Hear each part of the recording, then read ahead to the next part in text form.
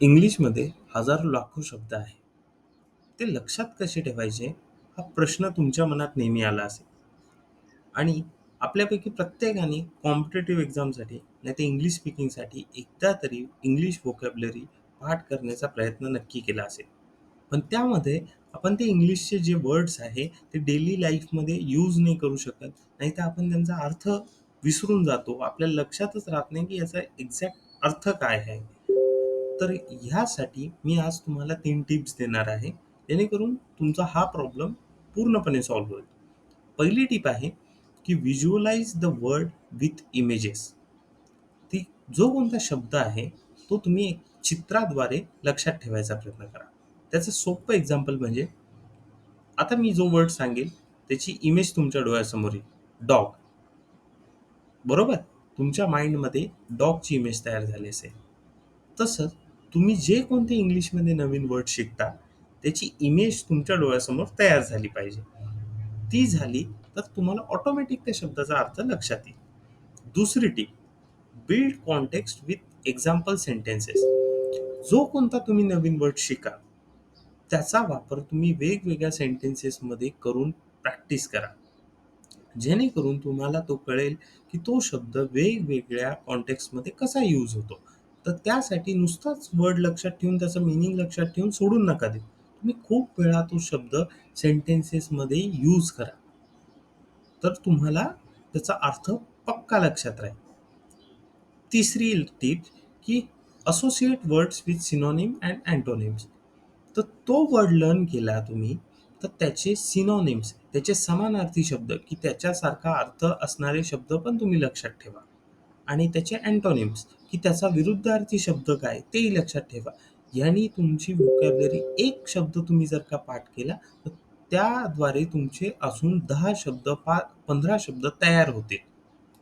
तर आता ह्या ज्या टिप्स मी तुम्हाला दिलेल्या आहे, याचे एक्झाम्पल्स मी आता तुम्हाला देणार आहे. कोनंड्रम. मी आता ह्या शब्दाद्वारे तुम्हाला त्या 3 टिप्स मी कशा अप्लाय केलेल्या आहे हे तुमच्या लक्षात येईल. आणि हे शब्द काही सोपे नाही. हे मी द हिंदू एडिटोरियलमधनं घेतलेले आहे. तर याचं लाईव्ह एक्झाम्पल मी आता तुम्हाला देईल. कोनंड्रम. याचं मीनिंग आहे a confusing and difficult problem or a question. तर तुम्ही इथे ही इमेज बघू शकता, की एक पर्सन उभा आहे आणि त्याच्यासमोर 2 पाथ आहे आणि तो आता कन्फ्यूज झाला आहे, की लेफ्ट जाऊ की राइट जाऊ.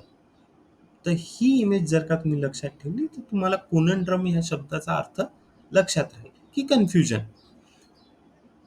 तर याला एक्झाम्पल सेंटेन्समध्ये कसं यूज केलं आहे? Choosing between two great job offers become a real conundrum for her. की तिला 2 चांगल्या जॉबच्या ऑफर आलेल्या आहे. आता ती कन्फ्यूज झालेली की कोणती घेऊ? याला म्हणतात कोनंड्रम. याचे सिनोनिम काय आहे?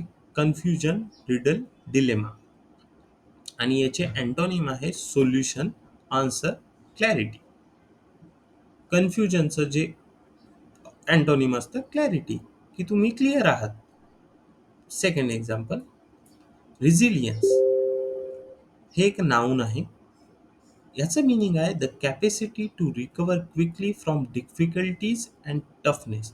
की एखाद्या प्रॉब्लेममधनं, एखाद्या अडचणीतनं तुम्ही कसे बाहेर येता, याची कॅपॅसिटी, त्याला म्हणतात रेझिलियन्स.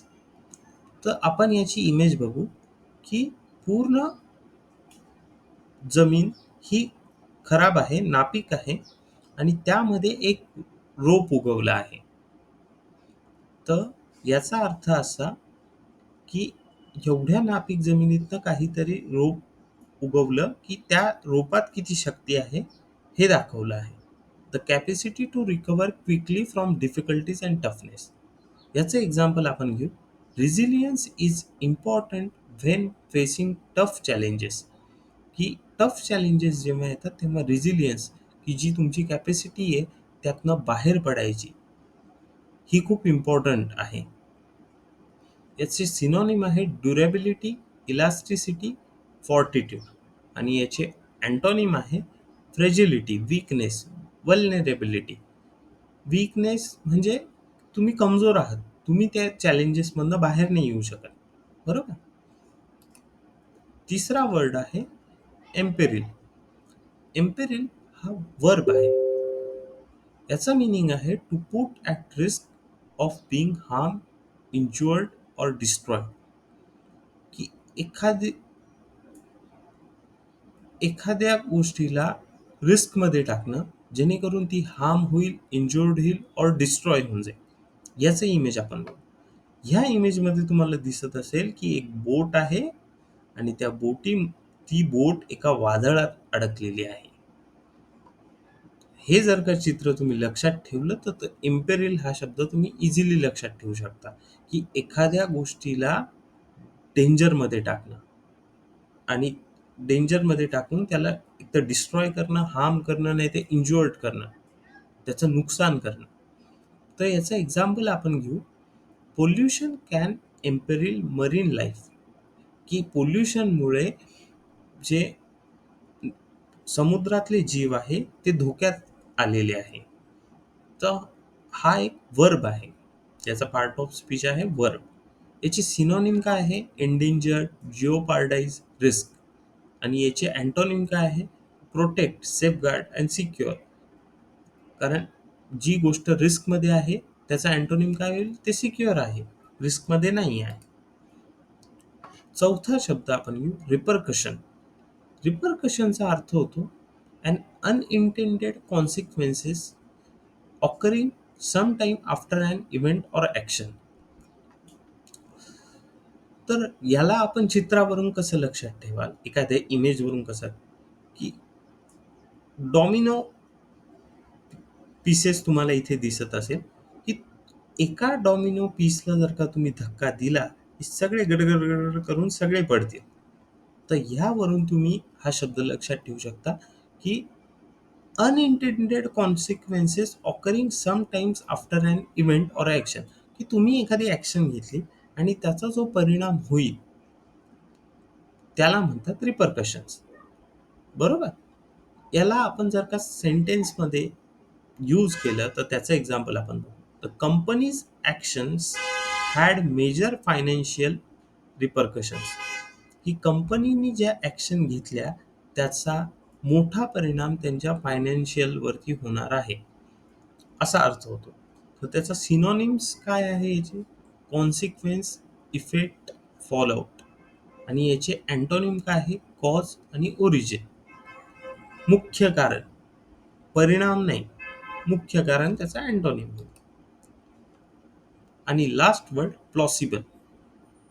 प्लॉसिबल हा ॲडजेक्टिव्ह आहे आणि याचा अर्थ होतो सिमिंगली रिझनेबल ऑर प्रॉबेबल. आता ह्या चित्रावरून तुम्ही हा शब्द बघू शकता, की इतके सारे आउटकम त्याला दिसत आहे आणि जे पॉसिबल आहे त्याची अनसर्टनिटी आहे, पण ते पॉसिबल आहे. त्याचा अर्थ असा होतो. त्याचं एक्झाम्पल आहे the scientist proposed a plausible theory for the strange phenomenon. त्याचे सिनोनिम काय येतात? क्रेडिबल आहे, बिलिव्हेबल, लाईकली. की आपण याच्यावरती विश्वास ठेवू शकतो. अनसर्टन आहे पण आपण त्याला विश्वास ठेवू शकतो. याचं सोपं उदाहरण मी तुम्हाला देतो, की एखादा हत्तीवर माणूस बसला, याच्यावर तुम्ही विश्वास ठेवू शकता. आणि एखाद्या माणसाने हत्ती उचलला, पॉसिबल आहे पण अनसर्टन आहे. तर हे त्याचं उदाहरण आहे. अँटोनिम आहे इम्प्लॉसिबल, अनलाइकली, अनबिलिव्हेबल. अशा पद्धतीने तुम्ही ही व्होकॅब्युलरी लक्षात ठेवू शकता ह्या 3 टिप्स यूज करून. तर असाच जर का तुम्हाला इडियमसाठी सुद्धा टेक्निक हव्या असतील तर मी याचे पण तुम्हाला व्हिडिओ प्रोव्हाइड करेल. तर तुम्ही कमेंटमध्ये इडियम असं लिहा. आणि जर तुम्हाला अजून काही इंग्लिश व्होकॅब्युलरीबद्दल जाणून घ्यायचं असेल, की कसं प्रिपेअर करू, कशी लक्षात ठेवू, तर मी अजून देखील नवीन नवीन व्हिडिओ याच्यावरती आणेन.